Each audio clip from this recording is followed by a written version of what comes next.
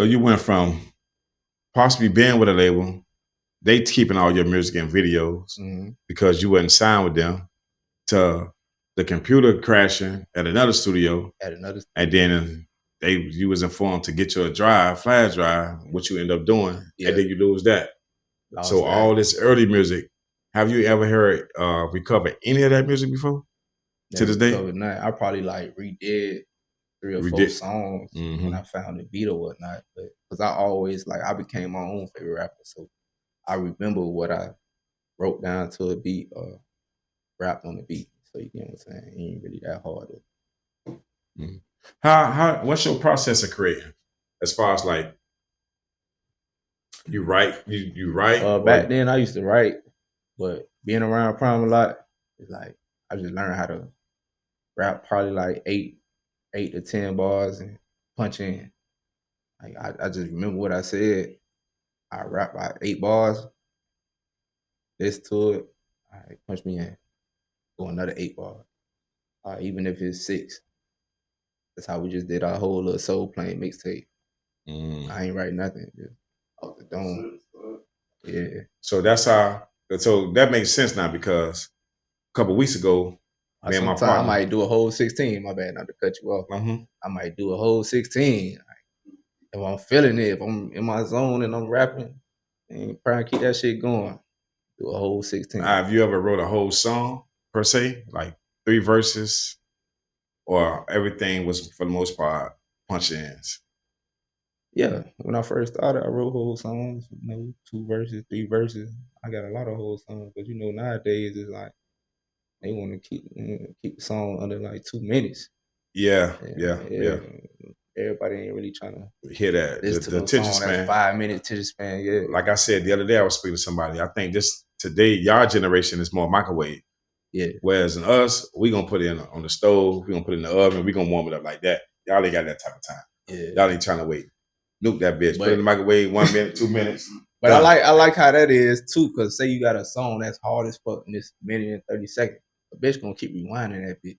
Rewinding that bitch. Now, if you got a song that's hard as fuck and it's 3 minutes, 4 minutes, I ain't trying to rewind that. Not even that. Think about this. Again. Where your songs really pop at? In the club, right? Yeah. What club playing the whole song? If that song 3-4 minutes, they not playing that song in the club.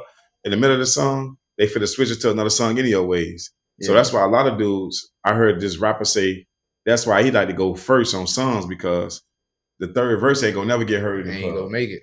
Ain't gonna make it in the club. So second one might make it. Yeah, second one might make it, depending on how hard that verse is. So even that last hook ain't finna make it. Yeah. So I get it, you know what I'm saying? I understand it. But like I said, a couple of weeks ago, we was in the studio, and one of my partners who we haven't rapped since 2012 or something like that, we both ain't did numbers since like 2011, 2012. Yeah. He's sitting there trying to do his verse, and he's trying to write his whole 16 right there. Prime like, man, just go drop what you got right now, and then we'll come back to it, you know what I'm saying? Then this person went in there, did his part, and he came back up. And it was, to him, it was like, when we left, he was like, man, what they doing now? Like, I'm not used to recording like that. You know what I'm saying? Yeah. We normally, once you got your 16, okay, whoever finished first, that's who go first. That's who go first. Now, depending on how your verse was, it might get moved to the second verse, possibly the third verse. But this also was at a time where we still were listening to the whole song. It wasn't short songs. Yeah. It's 3-4 minutes, sometimes 5-minute songs, you know what I'm saying? Depending on we got a bridge in the song or something like that. Yeah. But like I say, I do get it, because everything's just faster now. People not looking at the whole video on YouTube or nothing like that. They want to scroll. Yeah. Scroll quick, like Instagram or TikTok. It's just fast. They ain't got time to be sitting there watching that shit all day. So like I said, I get it. I still have the patience to do it though myself. So even with that, me and Prime kind of had that issue with a verse being swapped out. But it was all right, though, I guess. You know what I'm talking about? You know what song I'm talking about. Yeah, we ain't got to get into that. But not verse? Nah, not nothing recently. I'm saying back then, like, verse wasn't really hitting, and you put me on that bit. Yeah. What you could say the biggest lesson you learned since like stepping into the music?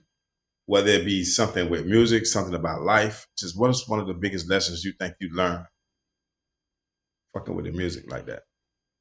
I mean, I learned a lot of lessons, especially with that 90% shit. And that shit had me like, well, I ain't even want to deal with no other labels on that shit. I had a couple of little labels, you know, I had a local fan base, so labels was hitting me up. Little local labels, I ain't gonna say it's no big shit. Mm-hmm. Icons, I don't know if you know about Icons. Mm-hmm. Mm-hmm. They hit me up. It was just a couple on, but the question is you It say was like one of the biggest my lessons you think you learned. Yeah. biggest Like, lesson.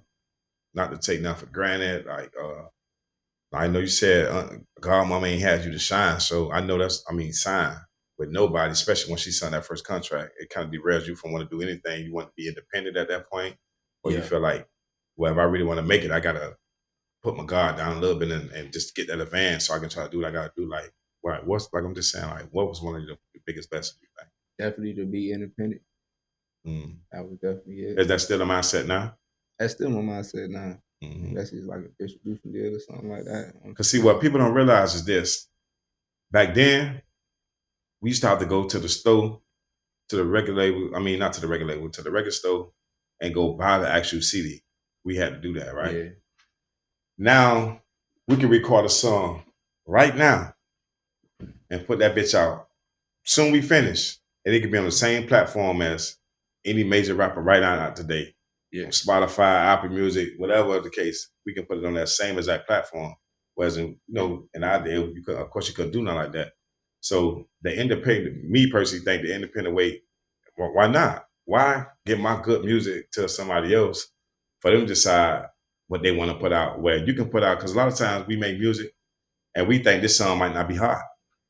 Or the label might think this song ain't hot like that. See, another thing about the lesson thing is throughout all these years that I've been rapping, I've just been giving out free music, bro.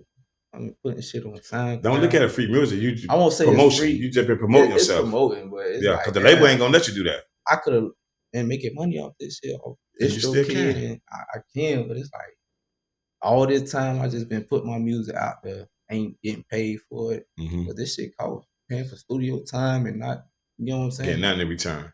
I get nothing in return but love and hey, keep it up, keep going, and comments and shares and the shit. I ain't helping me pay the bills or take care of what I need to take care of. You know what I'm saying? So it's like, damn, what I'm doing wrong. Mm-hmm. So that's one of the lessons, the main lesson that you learned right now. The main lesson. Like I ain't get paid for none of this shit I've been doing. You ever dealt with like fake support or people switching out on you? Oh yeah, I said this shit recently. Like people will support you just in case you make it. They'll fake support you just in case you make it. Like I done seen it. I done been traded all that. So I already know. I know when it's fake love though. I know when it ain't genuine. You can just peep it off real. I see it. Like I just know. How you stay grounded though? You know what I'm saying? Knowing that you got fake people out there, what keeps you like grounded? Like that saying I just said, the best way to trick a fool is let the fool think they tricking you. Is like you gotta play chess, not checkers. Mm-hmm. So I don't get played. I just play alone. I'm gonna let you think you're getting over, but at the same time, I'm 2 steps ahead of you. Mm-hmm. But in your mind, you think you're getting over. I got it. Mm-hmm. Yeah. Shiesty ass niggas. That's how I move in the streets too. You think you think you misunderstood by some people? Like I mean, like growing up, I can say I got a little hate but a lot of love. So I don't really feel like I'm misunderstood. What you prefer? Love, loyalty? I prefer it all because I need it. All of hate. I need more haters. Love, loyalty. I need all that. But it'd be a lot of love though. Like I'd be in the club or even out. It'd be random people just, hey boy, what's up, boy? Keep that shit up, boy. I see you grinding. And be like, damn, I don't even know this dude, but he know me. Like obviously I'm doing something right.